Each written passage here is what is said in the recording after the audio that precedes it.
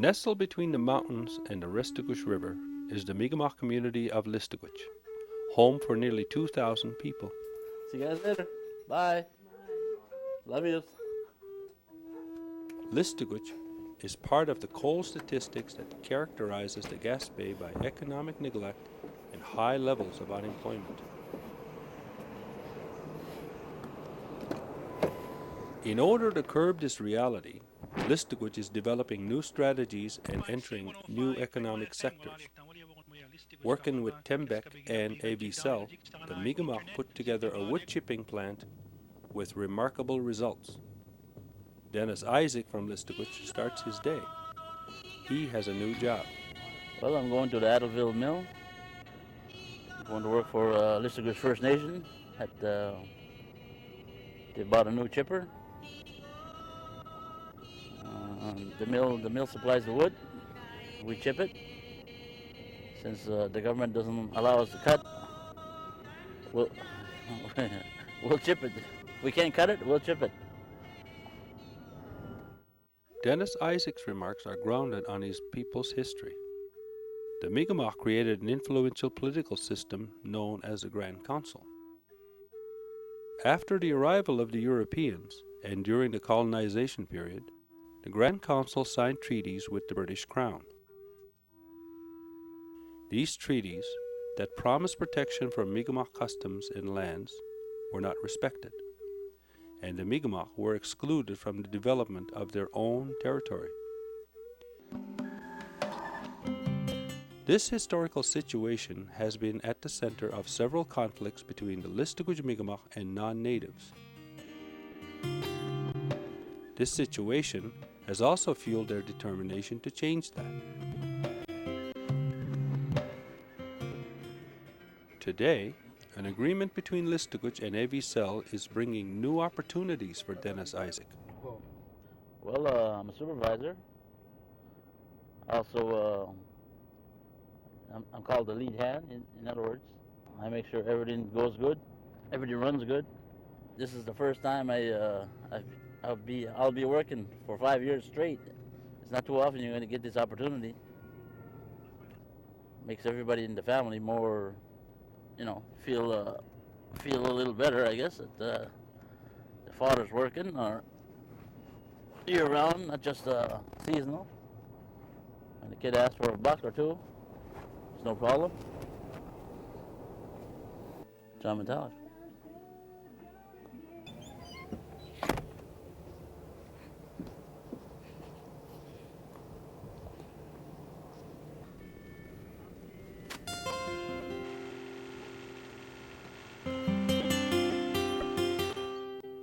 The Listigouche chipper operation is located in the municipality of Atholville. Here was also located Jigu, an ancient Mi'kmaq village before they moved to their present location. Arrowheads found here are estimated to be between 2,000 and 5,000 years old. It's also here that the Mi'kmaq are writing a new chapter of their history.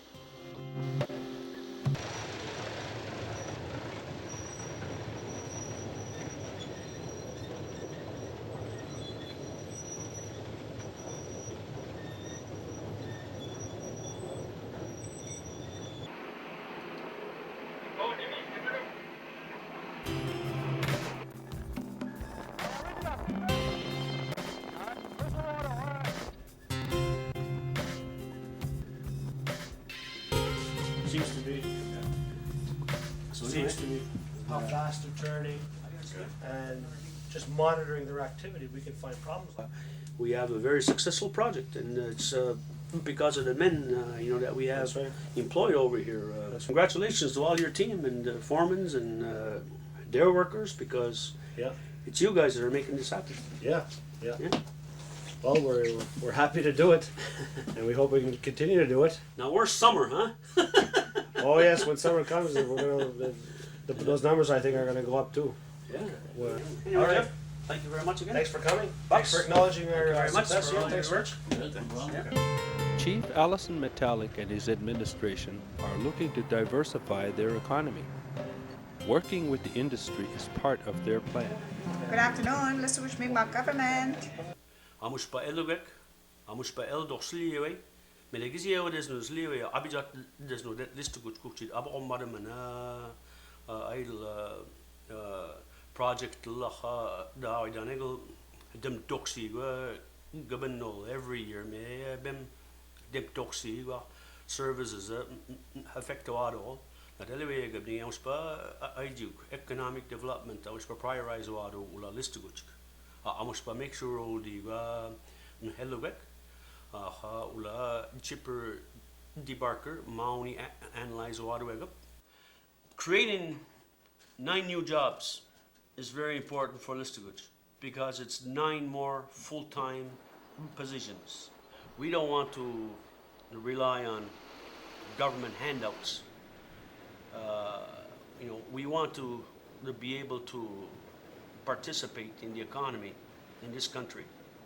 I also want to mention is the cooperation, of Tim Beck and especially AV Cell, to make sure that this project succeeds.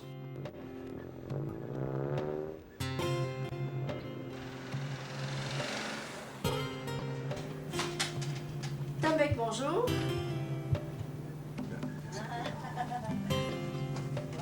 Forgot to pick up my We had a big need on our side, which was chips. We needed a chipping plant. And I threw that idea out, saying, I got a problem here, and here's an opportunity for you, if you're interested, to create jobs and also create an economic opportunity. They're looking at doing things. We needed things to be done, so it was a good fit.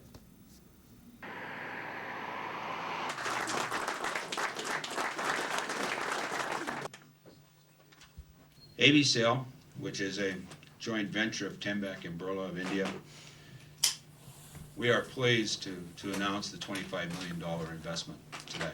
You'll see some chips on the left-hand side. Those chips are manufactured in a partnership with Listuguj here on site. That's about 25% of our supply, with the remainder coming from the local region. Very good news for the region over here, and also good news for us. Well, you can see where everything starts to fit in. Yeah.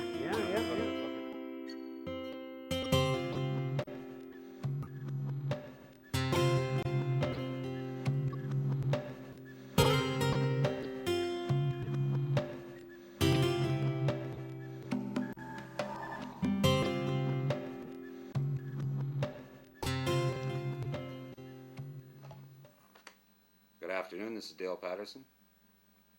AV Cell is in the business of producing pulp. We produce a product for our customers. It is our core business. The production of chips is, if we were producing our own chips, it takes away from our concentration in producing our quality product. As we started working together, it became obvious that there was a shortage of chipping capacity in northern New Brunswick, and that AV Cell had a commitment to go to 50% hardwood when this mill was reopened. We had the crown allocation from the government, which we were not utilizing fully. So we discussed this, and Mr. Dottori came to AV Cell in August of 2002, and we had a meeting with Listuguj, and we developed a memorandum of understanding at that point, a preliminary memorandum of understanding. At that meeting, we talked about how a chipper would fit into AV Cell's strategy and into Listuguj's strategy. It was a difficult negotiation. It was a learning process for us, but we're quite capable of handling new challenges. So we learned, we adapted. In the end, I think we came up with a good, solid agreement that benefits the interest of both parties. Basically, that's the chipping services agreement that we negotiated with AV Cell, and we concluded that approximately May 1st, 2003.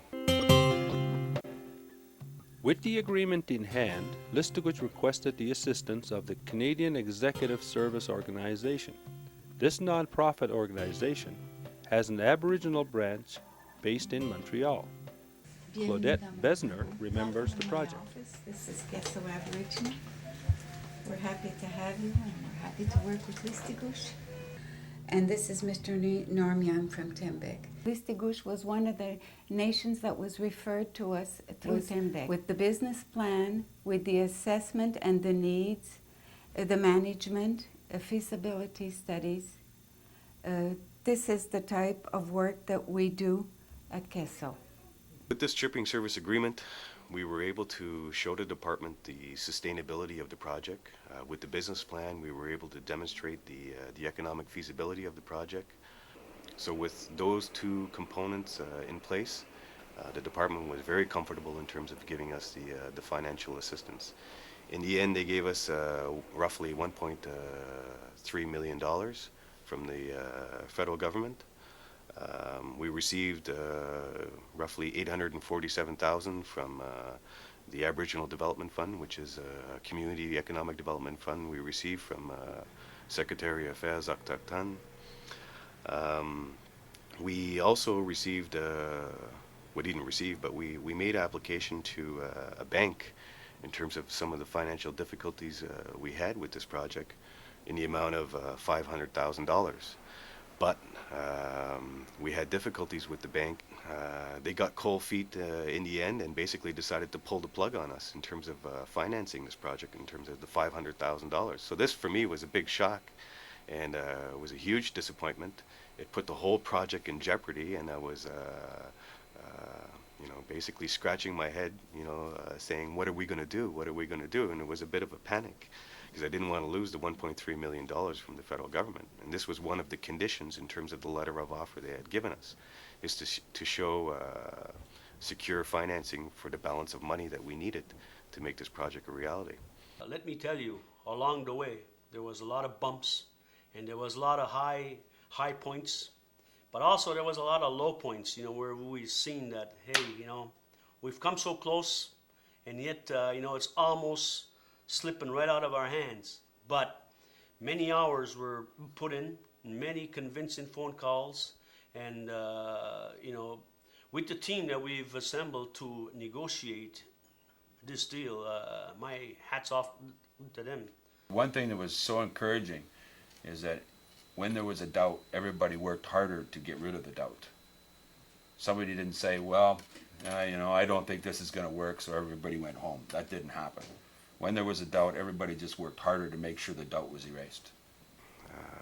What we did was we began looking around at other banks, and at that time I had received a phone call from another gentleman from GE Capital.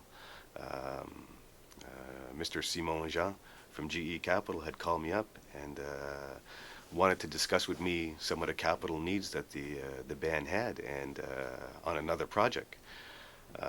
So at the time, I took the opportunity to talk with him about the merits of this project, and he took a huge interest in it. And sure enough, he financed the project in the end in terms of the capital financing we required.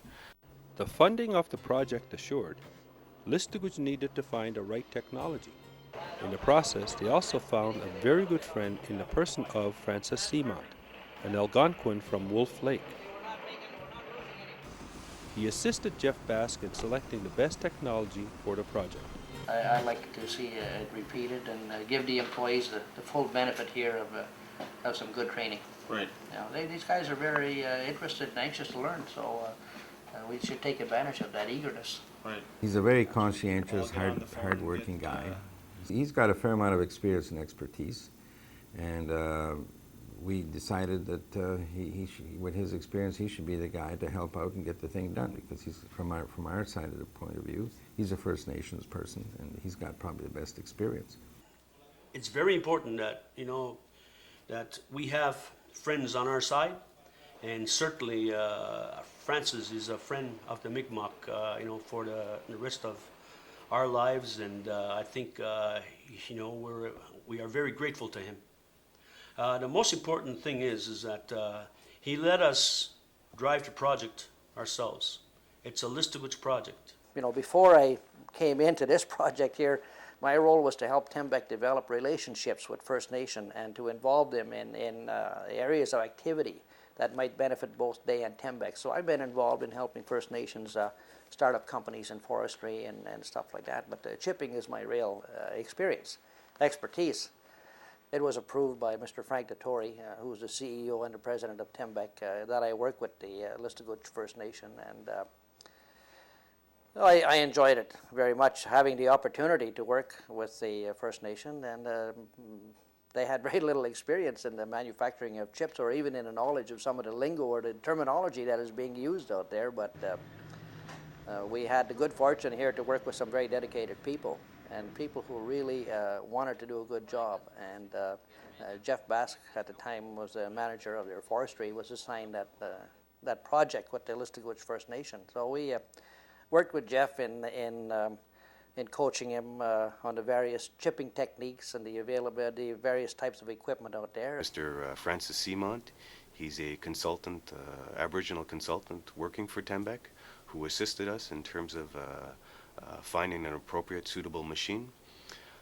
We did find such a machine, and this machine cost roughly $2.7 million in terms of all the capital dollars that were required for the total project itself. Yeah, we did look at all the machinery that was available out there in terms of debarking technology. We looked at the flail debarker, at the rig debarker, at the drum debarker, at the walking floor debarker, or the technology that Fuji have. We looked at the deal processor. We looked at just about every type of debarking system that was out there, and my recommendation at the end of the day was that we look at a Fuji King debarker. It was relatively new technologies, probably from the 90s.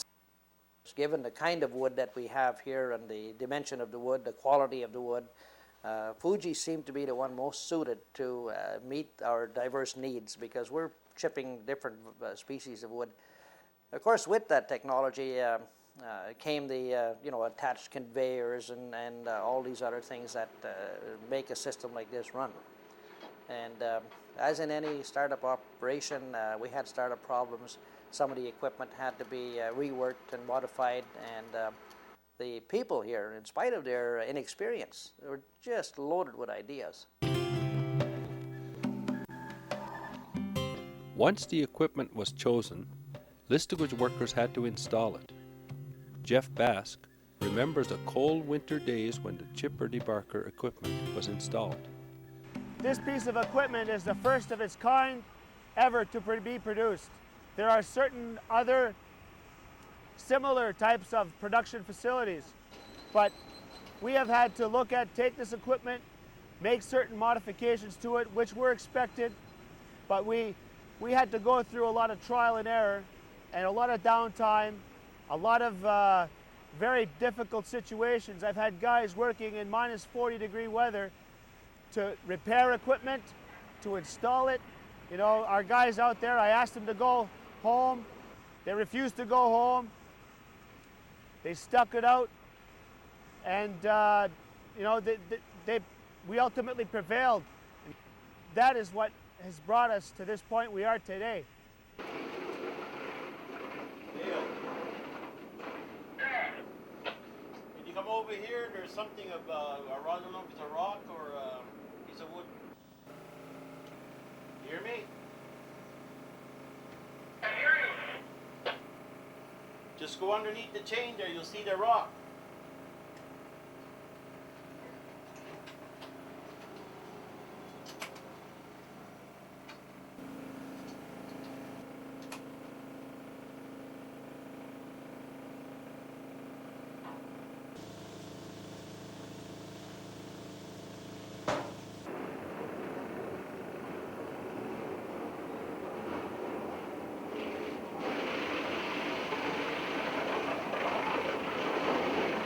So it's a completely self-contained mobile piece of equipment.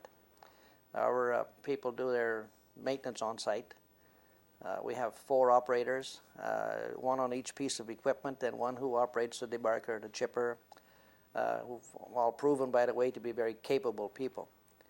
And I'm quite impressed at what they are able to accomplish, because based on my experience, I have never yet seen a group of inexperienced people come on board so quickly.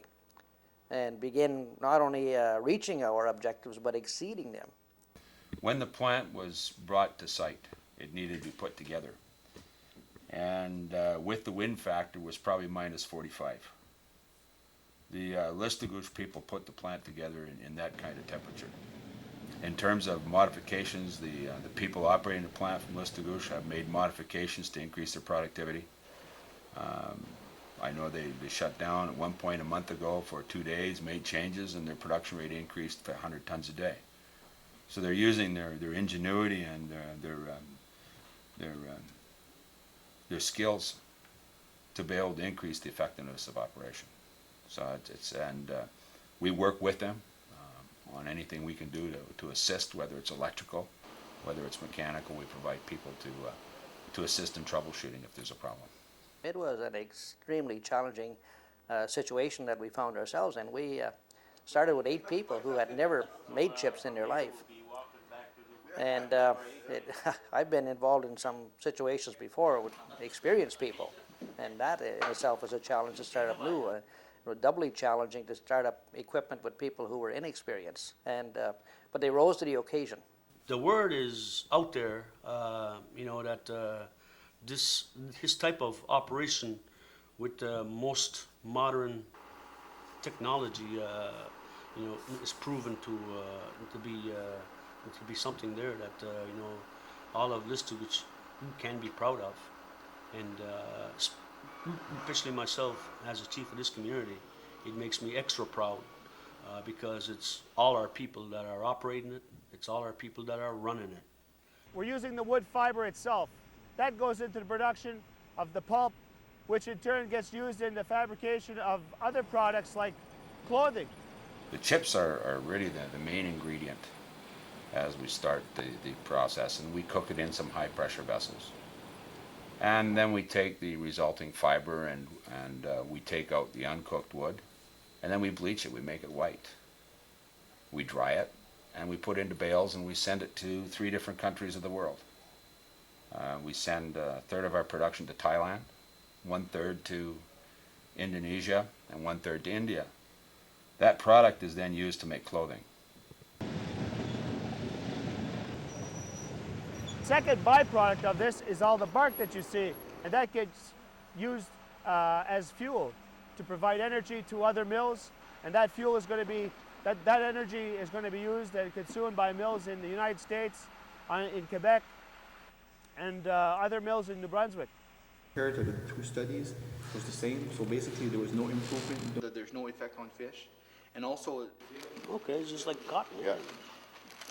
As far as these clothing is concerned, there's 3 sources: polyester, cotton, and rayon. We dry it, remove the water, and we end up with a sheet of pulp like this. Okay. From here, it goes in the rail car, goes down to Halifax, we containerize it, from there it goes over to the Far East. I'm amazed at what happens there, right? There's cycles and everything that happens, and from woodchip onwards. right from the wood chipper down and garment. end up in a shirt. Yeah, I think it has come very timely for us also. Yeah. So it's a win-win situation. Sure. It's a win-win situation for us and for the company, and hope to do more business in the future. Sure.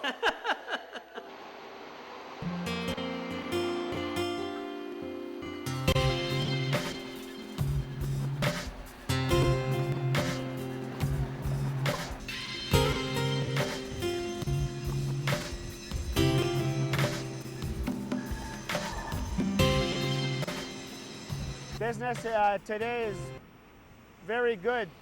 Production is excellent. We've exceeded our production estimates significantly. Although we've had many growing pains in the first 3 months, we've managed to do well with the guys that we have. The 8 individuals that we have used their creativity and ingenuity to face these challenges, mechanical and whatnot, to make sure that this operation runs smoothly and efficiently.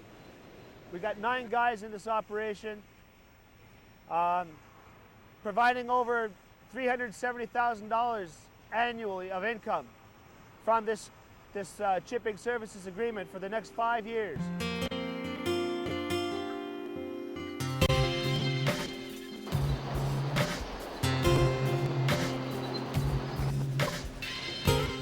This is a very good quality chip. You look at the uniformity here of the length, uniformity of the thickness, the width of the chip. If you look at the end, there's very little brooming, so there's very little fiber damage. It's the kind of chip that most pulp mills will look for. AB Cell are quite happy with the quality of the product that we're putting on their pile. And it's that kind of quality product, I think, that guarantees a long-term relationship between Listaguch and AB Cell.